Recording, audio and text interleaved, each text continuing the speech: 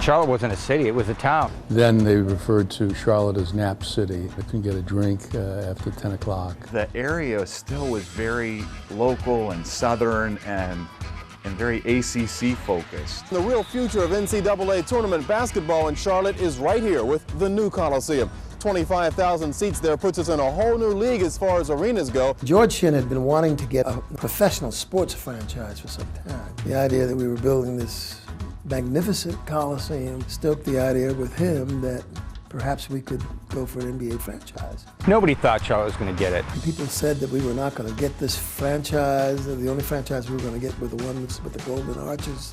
We wondered if he could get 8,500 people for 41 games. And Charlotte had never done anything like that before. And so when we did get the franchise, now we are officially a part of the NBA. George Shinn could have been elected governor of the state of North Carolina. He came home and his son said, Dad, David Stern called. Do you know who David Stern is? And George said, yes, son, I know who David Stern is. You better not be joking. And George called Stern, and Stern said, congratulations. The Charlotte Hornets select Rex Chapman of Kentucky.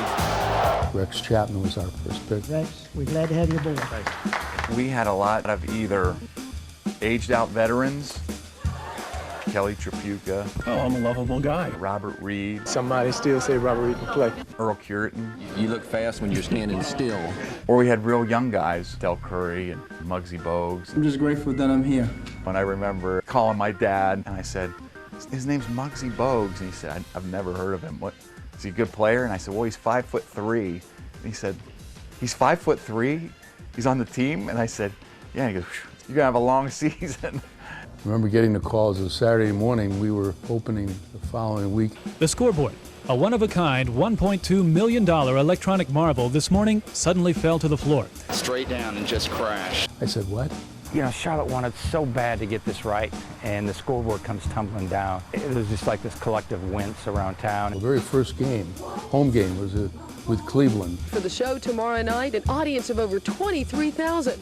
And on center stage, 12 Charlotte Hornets. Everybody came to the game in tuxedos. These guys are going to walk out here and see 25,000 fans, and they're going to want to play well, and right now they don't know if they can. We lost by 40 to the Cleveland Cavaliers, and we got a standing ovation after losing by 40 on our way to the locker room. We couldn't figure out what's everybody cheering for. We just lost by 40. We knew we weren't going to win many games. So there's no such thing as a moral victory. Oh, no. It was really strange getting applauded for losing by 10 instead of 20. They played well and we stunk. And then we had that breakthrough in December. Curry for three. Yes. We were able to beat the Bulls on a last-second tip-in. Kurt Rambis, who we had, tipped in the winning basket. Kurt Rambis walks into a restaurant afterward and gets a standing ovation. This game just goes to show you that you're never out of any contest. From then on, we were sold out really every game for several seasons. The size of those crowds were just unbelievable. The fans, once they got in the arena and saw how hard we played, I think they really rallied and they were vocal. Back to Chapman, baseline left, jumper good, he's fouled. Man, Hugo was, everybody liked him. I mean, Hugo with kids was more popular than any of the players, with the possible exception of Muggsy. As a player here, we could call a restaurant and say, hey, we're coming in after the game. They'd hold it open for us. Between any team and any town, there's a barrier.